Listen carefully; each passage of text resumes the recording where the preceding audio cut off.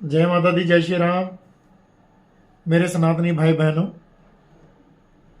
कुछ महीने हो गए जबकि मैं आपसे मुखातिब नहीं हो सका। कुछ व्यस्तताएं इधर उधर की थी। आज मैं एक बहुत महत्वपूर्ण विषय पर चर्चा करना चाह रहा हूं। वर्तमान में जिस प्रकार हम देख रहे हैं,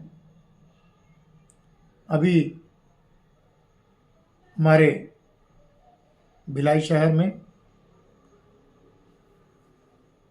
बाबा बागेश्वर धाम पंडित श्री धीरेन्द्र शास्त्री जी पधारे हुए हैं और उनकी कथा चल रही है। साथ ही उनका दरबार भी लग रहा है। एक अद्भुत शक्ति, हनुमान जी की कृपा और गुरुओं का आशीर्वाद उन पर है। उन्हें शक्ति है जिससे कि वे किसी भी व्यक्ति के भविष्य की जानकारी भी और मार्गदर्शन भी साथ साथ करते हैं। साथ ही हनुमंत कथा का वाचन करते हैं। हिंदू धर्म, सनातन धर्म के लिए लगातार कार्य कर रहे हैं और सारे हिंदू समाज को एकत्रित होकर रहने का उपाय बता रहे हैं। लेकिन यहां पर भी राजनीति आ जा रही है। हमने देखा अभी उनको आए कुछ ही पल नहीं हुए थे, विमान से वे उतरे,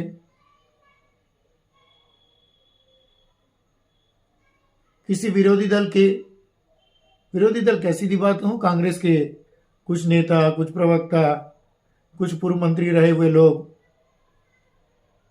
उनको पेट में दर्द होने लग गया। क्या सरकारी विमान से आए, उनको सरकारी सुविधाएं दी जा रही है। अरे मेरी समझ नहीं आती, आप तो 2 साल 3 साल 5 साल के आप पदों पर आते हैं और आप उसमें, और जो पद में नहीं रहता ऐसे लोग भी सरकारी विमान में आना जाना कर लेते हैं, जो कि किसी भी प्रकार से उस लायक नहीं रहते, फिर भी उन लोग उस प्रकार की सुविधा मिल जाती है। ये तो फिर राज्य सम्मान इनको दिया जा रहा है। इतने बड़े गुरु हैं और इस देश भारत में नहीं वरन पूरे अंतर्राष्ट्रीय स्तर पर उनका नाम है, तो इसमें आपको क्या तकलीफ हो गई?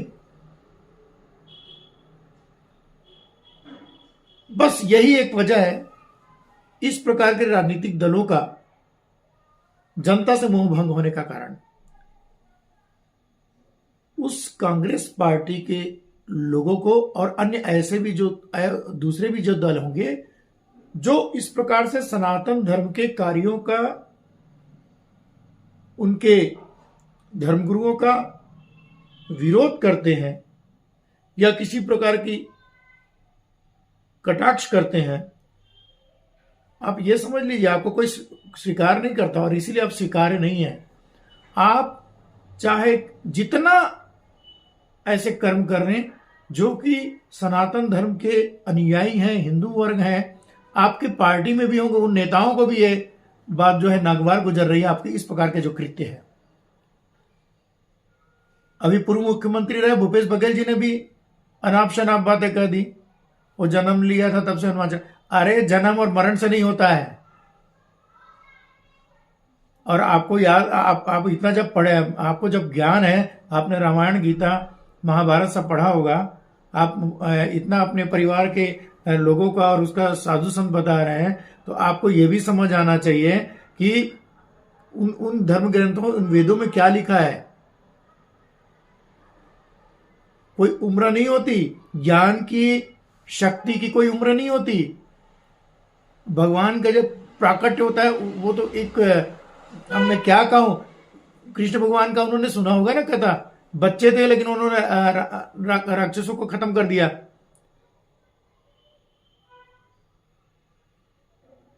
जब भगवान कृष्ण को दूध पिला रही थी राक्षसी ने, उसको उन्होंने खत्म कर दिया ना, बच्चे ने। किस प्रकार की बातें करते हैं। दिमाग जो है कहीं भटक चुका है। सत्ता गई तो दिमाग भी इन लोग का चला गया। और यही एक वजह है, निकृष्ट सोच की वजह से ऐसे जो राजनीतिक दल है वो हाशिए पे जा रहे हैं। और मैं पुनः, चाहे कोई दल के हो, हम तो किसी भी साधु संत, किसी संप्रदाय, किसी भी विचार को मानने वाले लोगों का हम जो है अपमान नहीं करते। लेकिन बार बार एक बात कहता हूं, चाहे वे हमारे हिंदू वर्ग के कुछ लोग हो जो अपने तथाकथित स्वार्थ को पूरा करने के लिए लगातार सनातन धर्म का विरोध करते हैं, हिंदू धर्म का विरोध करते हैं, या हमारे देवी देवताओं का विरोध करते हैं, या सनातन धर्मियों में फूट डालने की कोशिश करते हैं, वो कभी सफल होने वाला नहीं है। क्योंकि आप कितना भी कुछ कर ले, आपने पहले पंडित पद्म मिश्रा जी को भी कहा था, आज आप लोगों ने बागेश्वर धाम जी को कहा, कल आप शंकराचार्य जी को कहेंगे, और भी हमारे विद्वान साधु संत हैं उनके बारे में कहेंगे। लेकिन इससे कोई सफलता आपको मिलने वाली नहीं है। और सर्वत्र जो है हिंदू समाज एकत्रित है, और एकत्रित हो रहा है और एकत्रित होता रहेगा। आपके इस प्रकार के किसी भी कुकृत्य में से हमको कोई फर्क नहीं पड़ने वाला है। और सनातन धर्म के सभी लोग एक हैं। और अगर आप इस प्रकार से कार्य करते रहेंगे तो आपकी पार्टी की सरकार के, आप तो भूल जाइए अपने आप को, कोई नेता कोई इतना विद्वान नहीं हो तो कोई धर्म ज्ञानी नहीं हो आप। सारे कृत्य तो गलत करके बैठे हैं। जनता ने आपको इसीलिए तो नकार दिया। अब आप किस मुंह से सामने आ रहे हैं? खिसियानी बिल्ली खम्बे नोचे, कभी SIR की बात तो कभी EVM खराब की बात। अरे आपको पसंद ही नहीं कर रहे हैं। जब मतदाता पसंद नहीं कर रही, आपको वोट नहीं दे रही, और आपके विधायक नहीं बने, आपकी सरकार नहीं बनी, और आगे इससे भी घटिया हालत होने वाली है। तो सचेत हो जाइए। और पुनः मैं सभी हमारे सनातन धर्म प्रेमी हिंदू भाई बहनों को निवेदन करता हूं कि अपने धर्म का पालन करें, एकजुट होकर रहें, अपने परिवार में रहें, संयुक्त परिवार बनकर रहें, अपने भाई बहन, माता पिता, पूरे कुटुंब का साथ दें, समाज का साथ दें, और मिलकर रहें। तभी हमारा समाज, हमारा परिवार, हमारा देश मजबूत होगा। बहुत बहुत शुभकामनाएं। जय माता दी, जय सिया राम।